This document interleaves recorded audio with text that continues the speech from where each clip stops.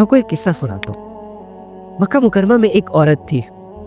غور سے سنیں, ٹھیک ہے, دل کو تھوڑا سا صاف کرے. جب بھی میں کوئی قصہ سناتا ہوں تو آپ اس کو بڑا انٹرسٹ لے کر سنا کریں, اور اس میں سے اپنے لیے بہت ساری چیزوں کو نکالا کریں.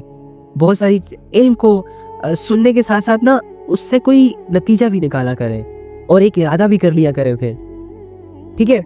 تو کیا ہوا کہ بات ہے یہ بہت عرصے پہلے کی. کتابوں میں آتا ہے کہ مکہ مکرمہ میں ایک عورت تھی, ایک لڑکی تھی جو بہت زیادہ حسین تھی, بیوٹیفل تھی, اٹریکٹیو تھی, اور اسے اپنے حسن پر تھا نا بڑا ناز تھا. جیسے کہ ہوتا ہے نا, ہم میں سے کوئی پیارا ہوتا ہے تو وہ اکثر ایٹیٹیوڈ میں آ جاتا ہے تھوڑا سا, ہاں, اور اپنے آپ کو کچھ سمجھتا ہے. گھنٹوں شیشوں کے سامنے کھڑے ہو کر اپنے آپ کو سنوارتا بھی ہے, جسٹ بیکاز آف کہ وہ تھوڑا سا حسین ہوتا ہے. حسین لوگوں کی معاشرے میں تھوڑی زیادہ عزت ہوتی ہے, کیونکہ حسن جو ہے یہ اٹریکٹ کرتا ہے لوگوں کو, اور یہ اللہ کی صفت ہے. اللہ ہی لوگوں کو حسین بناتے ہیں.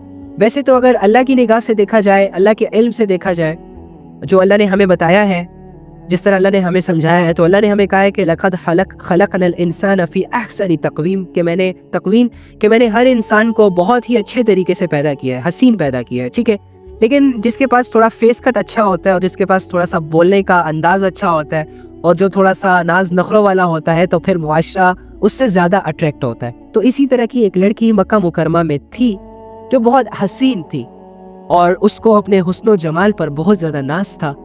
ایک دن کیا ہوا, اس نے شاور وغیرہ لیا, تو شاور لینے کے بعد وہ اپنے بالوں کو ٹھیک کرنے کے لیے آئینے کے سامنے آئی. آئینے کے سامنے کھڑے ہو کر جب وہ اپنے آپ کو سنوارنے لگی, تو نا بھی ایفیشنسیوں میں کہتی ہے کہ ہاں, کوئی ہے ایسا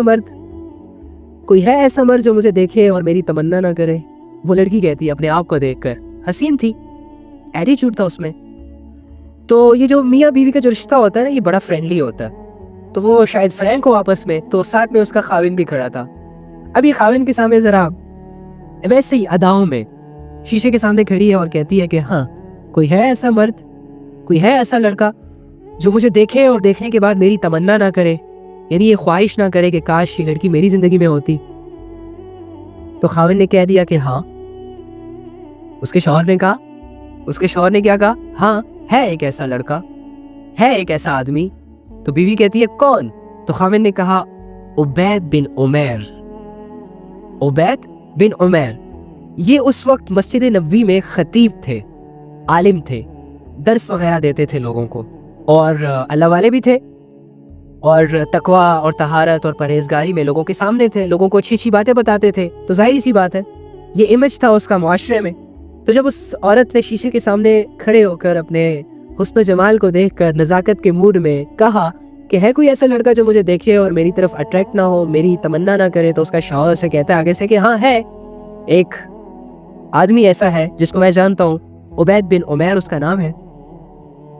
تو بیوی کہتی ہے اچھا عبید بن عمیر, تو ٹھیک ہے. بیوی نے کہا مجھے اجازت دے, پھر دیکھ وہ کیسے پھسلتا ہے, پھر دیکھنا وہ میرے جال میں کیسے پھسلتا ہے. تو شوہر نے کہا اوکے, اجازت مل گئی. تو یہ لڑکی جاتی ہے اور مسجد کے باہر کھڑی ہو جاتی ہے, ٹھیک ہے. جیسے ہی مسجد کے دروازے پر یہ آ کر کھڑی ہو جاتی ہے, تو وہاں سے عبید بن عمیر نکلتے ہیں مسجد کے گیٹ سے. تو یہ لڑکی اسے روکتی ہے اور بات شروع ایسے کرتی ہے جیسے کہ عبید بن عمیر کو یہ لگ رہا ہوتا ہے کہ جیسے یہ دین کا کوئی مسئلہ پوچھ رہی ہے یا کوئی ضروری بات کرنی ہوگی اس کو, تو وہ رک جاتے ہیں, اس کی بات کو سنتے ہیں. تو وہ عورت کیا کرتی ہے کہ بات کرتے کرتے اپنے چہرے سے نقاب ہٹاتی ہے. جیسے ہی نقاب ہٹایا, عبید بن عمیر نے اپنی نظروں کو موڑ لیا ایک دم سے, اور عبید بن عمیر کی جو ہارٹ بیٹ تھی وہ تھوڑی تیز ہو گئی, اور ایسی کیفیتوں میں اس کے منہ سے یہ نکلا کہ تم ایسے کام کے بارے میں کیوں سوچتی ہو کہ جس کی وجہ سے تمہیں دنیا میں بھی ذلت ملے گی اور آخرت میں بھی ذلت ملے گی. عبید بن عمیر کے ان الفاظوں میں اتنا درد تھا کہ اس لڑکی کو نا فوراً اس سے حیا آ گئی, شرم آ گئی اس سے, اور اس عورت کے دل پر اتنا اثر کیا ان دو الفاظوں نے کہ یار میں ایک شخص کو گمراہ کرنے کی نیت سے آئی تھی, میں نے اس کو روکا, وہ رک گیا، اور اس نیت سے رکا کیونکہ وہ درس و تدریس کرتا تھا، لوگوں کو مسئلے بتاتا تھا، دین کی باتیں بتاتا تھا، تو شاید اس وجہ سے وہ رک گیا۔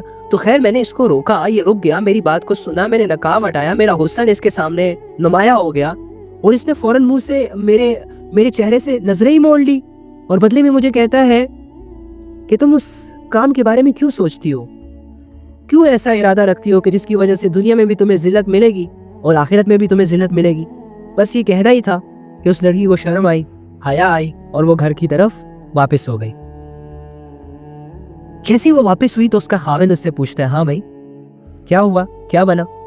تو آگے سے کہتی ہے، سارا ماجرا بتایا، اور پھر آگے سے کہتی ہے کہ کیا صرف لڑکے ہی نیک ہو سکتے ہیں، میں نیک نہیں بن سکتی، میں اللہ کی عبادت گزار نہیں بن سکتی، میں اپنے اندر یہ کوالٹیز گین نہیں کر سکتی، میں بھی آج کے بعد کوئی برائی نہیں کروں گی، میں بھی آج کے بعد اپنی زندگی کو ٹھیک کروں گی۔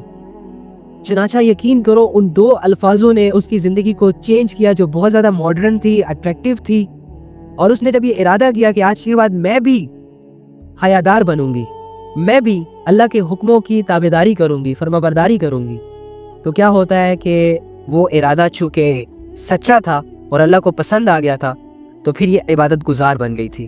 آہستہ آہستہ اس نے اللہ کی عبادتیں کرنا شروع کر دی تھی، یہاں تک کہ ایک نوبت ایسی آ گئی کہ یہ روز رات کو شوہر سے پوچھتی تھی کہ کیا تمہیں میری ضرورت ہے؟ تو اگر خاوند کہتا ہاں تو اس کے پاس چلی جاتی، شوہر کے ساتھ وقت گزارتی، اور اگر خاوند کہتا کہ نہیں تو جانماز بچھا کر اللہ کی عبادت میں مصروف ہو جاتی۔ اس کی یہ کیفیتیں اور یہ ایکٹیویٹیز اور یہ بدلاؤ دیکھ کر خاوند کہتا تھا اکثر کہ نہ جانے پتہ نہیں کیسے عبید بن عمیر نے ایک فکرہ بول کر میری بیوی کو عبادت گزار بنا دیا۔ شکار کرنے کو آئے، شکار ہو کر چلی گئی۔ یہ عبید بن عمیر کی کوالٹی نہیں تھی، یہ اس ایمان کی کوالٹی تھی جو عبید بن عمیر کے دل میں تھا، یہ اس ڈر کی کوالٹی تھی جو عبید بن عمیر کے دل میں تھا اللہ کو لے کر، یہ اس حیا کی کوالٹی تھی جو عبید بن عمیر کے دل میں تھی، جو اللہ نے اس کی سٹرگل کے باعث اس کے دل میں بنا دی تھی۔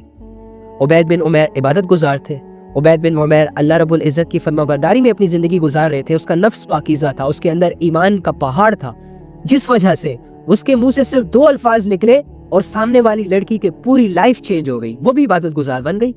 مشکل تو نہیں ہے، ابھی جو کچھ لمحے پہلے اپنے شوہر کو یہ بول رہی تھی کہ ہے کوئی ایسا لڑکا جو مجھے دیکھے اور میری تمنا نہ کرے، آج وہ لڑکی اس کنڈیشن میں آ گئی ہے کہ اس کے بعد اسے کوئی شوہر کے علاوہ کوئی کسی نے دیکھا ہی نہیں، اور عبادتوں پہ عبادتیں کیے جا رہی ہیں۔ دیکھ رہے ہو یہ بدلاؤ انسان کی زندگی میں کیسے آ جاتا ہے؟ جب انسان اپنے آپ کو چینج کرنے کے بارے میں سوچ لیتا ہے، جب انسان اپنے ارادے میں مضبوط ہو جاتا ہے، جب انسان اللہ کے لیے خالص ہو کر یہ ارادہ کرتا ہے کہ میں نے اپنی زندگی کو چینج کرنا ہے۔ کس کے لیے؟ اللہ کے لیے۔ کس کے لیے؟ تاکہ اللہ مجھ سے راضی ہو جائے۔ کس کے لیے؟ تاکہ میرا نفس پاکیزہ ہو جائے، تاکہ مجھے میرے اللہ کی محبت مل جائے، تاکہ میں اپنے آپ کو اس قابل بنا دوں ان عبادتوں کے ذریعے سے، اس قرآن کے پڑھنے کے ذریعے سے، اپنے اچھے اخلاق کے ذریعے سے، نیکی کے کاموں کو فوراً سے کر لینے کے ذریعے سے، کہ میں اللہ کو پسند آ جاؤں، میں ایک چھوٹی سی محنت کروں اور اللہ رب العزت کو مجھ پر ترس آئے، مجھ پر رحم آئے، اور اللہ رب العزت مجھے فوراً اپنے قریب کر دے۔ تو کہنے کا مقصد یہ ہے کہ اللہ رب العزت کے علاوہ جو اپنی زندگی گزار رہے ہیں، ان کی زندگی کو کبھی بھی سکون نہیں مل سکے گا۔ جو اللہ کے بغیر اپنی زندگی گزار رہے ہیں وہ ہمیشہ نفس کے غلام رہیں گے۔ جو اللہ رب العزت کے بغیر اپنی زندگی گزار رہے ہیں وہ ایک بے حیائی کریں گے، اس کے بعد دوسری بے حیائی کی طرف جائیں گے، چھوٹی سے بڑی، بڑی سے بڑی، بڑی سے کبیرہ، کبیرہ سے پتہ نہیں کون سی ٹرپل کبیرہ پہ یہ لوگ جائیں گے۔ ان کی گمراہیوں میں شیطان ڈے بائی ڈے اضافہ کرتا جائے گا۔ اور جو اللہ کے ساتھ جڑ کر زندگی گزاریں گے، یہ شروع میں فرض نماز بھی نہیں پڑھ پائیں گے، یہ شروع میں اللہ کو یاد بھی نہیں کر پائیں گے، لیکن جب یہ کوشش شروع کریں گے نماز سے، جب یہ کوشش شروع کریں گے گناہوں سے منہ موڑ لینے سے، جب یہ شروع کریں گے کوشش اپنی اللہ کو یاد کرنے سے، ایک نماز سے یہ دوسری نماز پہ جائیں گے، دوسری نماز سے یہ تیسری نماز پہ جائیں گے، تیسری نماز سے یہ 5 وقت کے نمازی بن جائیں گے، تہجد گزار بن جائیں گے، کرتے کرتے کرتے یہ اللہ کے اتنے قریب آ جائیں گے کہ ایک وقت میں یہ سجدے کرے گا شکر کے، اور اس شکر کے سجدے میں یہ کیفیت ہوگی کہ اللہ تیرا شکر ہے کہ آپ نے مجھے اپنے اتنے قریب کر لیا. اور یہ روئے گا لیکن اس کا رونا کسی درد کی وجہ سے نہیں ہوگا, اس کا رونا کسی غم کی وجہ سے نہیں ہوگا, بلکہ یہ رونا عاجزی کی وجہ سے ہوگا. ایک سوال کو کر کے رو رہا ہوگا کہ اللہ اب مجھے اپنے آپ سے دور مت کرنا, اللہ اب جس سچویشن میں آپ نے مجھے ڈال دی ہے, یہ ایمان کی لذتیں جو آپ نے مجھے فیل کروا دی, یہ ایمان کی کیفیتیں جو آپ نے مجھے دے دی, یہ میری زندگی جو عبادت کے حوالے ہو گئی, اے اللہ اب مجھے اس زندگی سے دوبارہ دور نہ لے جانا. پھر وہ ایسی باتیں کر کے اللہ کے سامنے روئے گا اور بہت روئے گا. تو اللہ سے دعا ہے کہ اللہ تعالیٰ ہمیں سمجھنے کی توفیق عطا فرمائے, اور یہ جو چھوٹی سی زندگی اللہ رب العزت نے ہمیں دی ہے, اس کو اپنے احکامات کے مطابق گزارنے کی ہمیں توفیق دے.